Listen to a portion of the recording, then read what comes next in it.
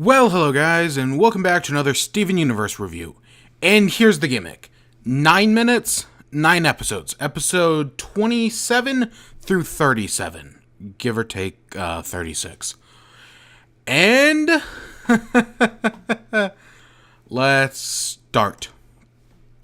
So, house guest. The premise is Greg broke his leg in the last episode, and now in this episode, it's him living with the Jims and dealing with his broken leg and spending time with his son. Okay, that's not a bad idea for an episode. I'll give you that. My main problem is Greg is just unlikable in this episode. And I know you can make Greg unlikable, but I just find it really annoying. I don't want to hate Greg. I actually really like him like 90% of the time, and I get it. He wants to spend time with his son, and it doesn't make any sense, right? But the Jims that Steven heals him doesn't work, and there's this geode thing that he can't heal because Greg breaks his healing powers, which is actually good, because like I've said in the past, healing is way too OP. I wonder why. And yeah, I get where it's coming from. Also, the animation, I complimented the animation last time. The animation isn't that great in this one. Okay, next up we got Space Race. So the whole gimmick here is that the Jim, they go to the Galaxy Warp, and now Pearl wants to go back to space, so Greg and Steven start Universe, and Universe is universal space travel, which, okay, that's nice. And this is a much better Greg and Steven episode, because it's about them being a family and being friends, right? And they make a spaceship. They replicate it like a boxcar derby that you see, the classic trope. Yeah, no, it's fun, but then Pearl's like, wait, no, we could seriously go to space with this stuff. And, yeah, no, that's not how this works at all. Even with Jim magic, I doubt they could actually go to space, but, you know, suspension of disbelief, whatever. So, she makes a spaceship, and you get Pearl's thing, and the diamond, okay, neat, keep an eye on that. But this, again, highlights my Pearl is selfish, because she almost gets Steven killed, and you get the moral, sometimes you gotta know when to bail, which I actually really do like. Okay, Secret Team. So my little anecdote for this one is that I honestly kind of forget this episode exists. Like, the first time I ever watched through the show, because I watched it while it was airing, for some reason I just skipped over this episode. But the point is, so the episode is, Pearl steals a bubble, and then they accidentally pop it, so now they go around, form a secret team to stop it. And the entire time they're afraid of Garnet finding out about that Pearl took the bubble. Okay. It's weird, because Steven treats this all as a game, and because they're able to work together, which, yeah, that's nice. But then the second team, the secret team, falls apart, and now they can no longer work together, and I totally get where Steven's coming from. But then he tells Garnet, and the way they talk about Garnet, it's as if she has like a rule of fear, she rules with an iron fist, but then the moral, hey, no, let's get along in the end, right? Everything's good in the end. It's a really weird episode. I don't really care. It's not the worst thing I've ever seen, I'll give it that. Island Adventure. So this one is, they go to an island because reasons. It's Mask Island, and now Steven takes Sadie and Lars there, and the warp pad gets lost, so they're basically stuck there, and who cares? Because, yeah, everyone hates each other. Some of this episode works. I mean, it's clearly for shipping, right? Shipping Sadie and Lars, because, yeah, I mean, they share a kiss in this episode. But, you remember in Joking Victim how I hated Lars? This is my hate Sadie episode. They're both horrible, even though I will admit Sadie is a lot better than Lars was in Joking Victim. There's a song in here, Somewhere's Different. It's a fine song, it's cute. Okay, I'll give it credit for that. And I do like the idea of an invisible gym monster, but overall, I'm kind of indifferent and maybe a little down on this one. Keep Beach City weird. This is our introduction to Ronaldo. Anyone can tell you, Ronaldo freaking sucks. And yeah, I agree. He's basically a stand-in for the fans, right? He's supposed to be annoying. He's also this crazy conspiracy theorist.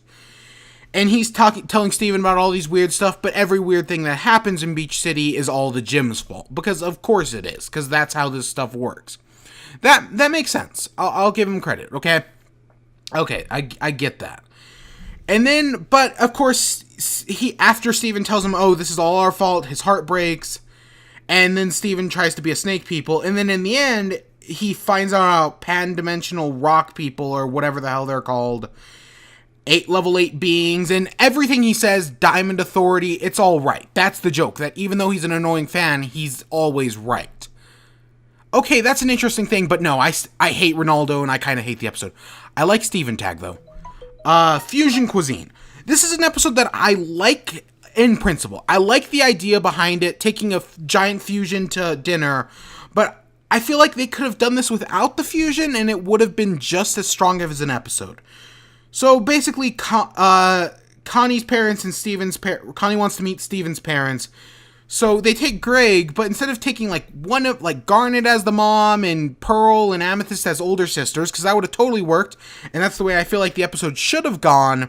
No, instead they all fuse into Alexandrite, which this is always the episode when I talk about Peridot's star and how that wasn't special. This is what I refer to, because the reveal of Alexandrite here is amazing. It's so funny. It still holds up.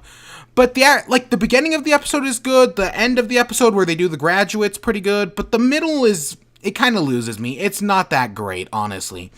But I guess overall I'm positive on it, because Alexandrite's great. Next up we have Garnet's Universe.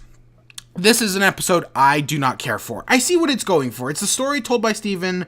This is one of those episodes that I kind of feel like there's some sort of story behind that I just don't know, which wouldn't surprise me.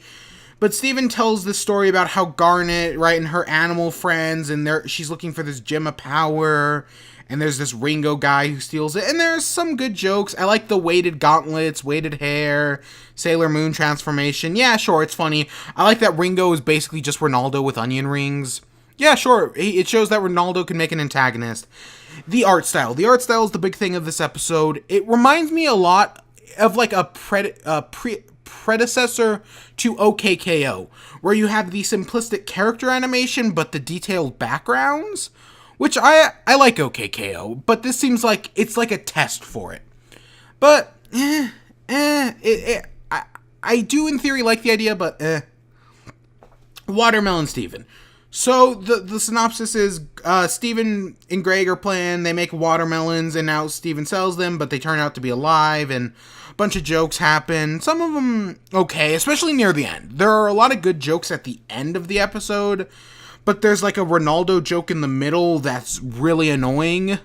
This episode backs up my thing about Rose Quartz being too OP for her own good. You know what? I've said this before, Rose Quartz is very OP. And yeah, the ability to create a sentient plant army totally goes along with that idea. Nah. But overall, the episode's okay. It has some good moments. I like the idea of the watermelon Steven, the baby melon, how they are sentient. Yeah, no, it's a fine episode. I do enjoy it. It does it does have its intense moments. It does have your pull at your heartstrings moment. Yeah, it's good. And lastly, we have Warp Tour. So the starts is Steven goes outside the warp, and I actually like the outside of the warp looks, and he sees something, so he starts to get really paranoid. They go around and check. We get a catch up on like 1 or 2 episodes, Steven Jr. Okay, that's neat. And then him and Pearl start arguing about if he actually saw anything, and Amethyst says, "Oh, this is kind of new. I like it." Yeah. No, I agree. I like Steven actually antagonizing with the gyms, questioning what they say. It's a new development for the show that I really like.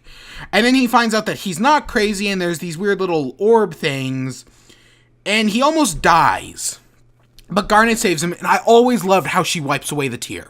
That's a great little scene. And then they fix the home warp, and we see Peridot. Now, there's rumors on whether or not this is our Peridot. You'll see in future episodes. But it's still interesting. This is what I'm talking about with After Lazuli. This is the greater show. And yeah, this is a really great episode. And there we go. 9 minutes, 9 episodes. It went by so freaking fast. But yeah, I know I skipped over episode 36, Lion 3, straight to video. But between Warp Tour and Lion 3, I kind of had to make a sacrifice of which one I wanted to cover more in depth on. And I chose Lion 3, so we'll do that next time. Stay tuned for some more of these weird reviews in the future. But I hope you all enjoyed. Stay tuned for more. Until next time, peace.